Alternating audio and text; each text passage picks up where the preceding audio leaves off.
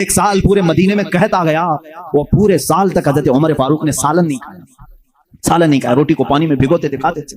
لوگ کہتے تھے آپ کیوں نہیں کھا رہے ہیں، آپ خلیفہ ہیں؟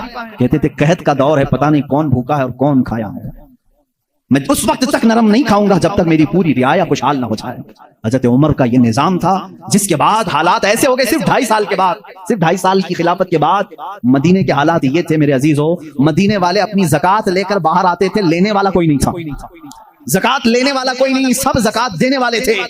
سیدنا عمر ابن خطاب رضی اللہ تعالیٰ عنہ نے اتنا کیپیبل کر دیا تھا، حضرت معاذ بن جبل یمن سے وہاں کا مال غنیمت مدینے میں بھیجتے ہیں حضرت عمر کے پاس کہ مدینے کے غربا اور مساکین میں یہ بانٹ دیں، بہت مال آیا تھا۔ حضرت عمر نے وہ زکوٰۃ کے مال کو حضرت معاذ بن جبل پر یہ کہہ کر کے واپس کر دیا، مدینے میں اب کوئی فقیر نہیں رہ گیا، سب زکوٰۃ نکالتے ہیں، اس کا کوئی مستحق نہیں، یمن میں ہی بانٹ دو۔ حضرت معاذ نے پھر دوبارہ بھیجا کہ یمن میں بھی کوئی فقیر باقی نہیں ہے، جو تھے ان کو بانٹنے کے بعد یہ بھیجا گیا ہے۔ حضرت عمر نے وہ مال دور کے کسی ملک بھیجا جہاں فقراء و مساکین سے یہ نظام عدل اگر کوئی قائم کر سکتا ہے تو وہ عمر ابن خطاب ہیں رضی اللہ تعالیٰ عنہ۔ اور جانتے ہیں پوری کائنات کے لیے، پوری دنیا کے لیے حضرت عمر کے وہ کام جو آج بھی دنیا ان کی پیاسی ہے، اور پارلیمنٹ کے لا بنانے والوں کے لیے میرا چیلنج ہے، عمر ابن خطاب کے بنائے ہوئے قوانین کو چھوڑ کر آج پوری دنیا کی کسی پارلیمنٹ میں مکمل لا کوئی بنا ہی نہیں سکے گا، اس لیے کہ جرائم کے قوانین، بچوں کے قوانین، عورتوں کے قوانین، بوڑھوں کے قوانین، سب کے قوانین سب سے پہلے حضرت عمر فاروق نے مرتب کیے۔ اور جانتے ہیں یہ لے آؤٹ بنانے والا سسٹم، ڈیولپ کرنے والا سسٹم، سٹی بنانے کا پلان سیدنا عمر فاروق کا دیا ہوا ہے۔ سب سے پہلے بصرہ اور کوفہ آپ نے بنایا تھا،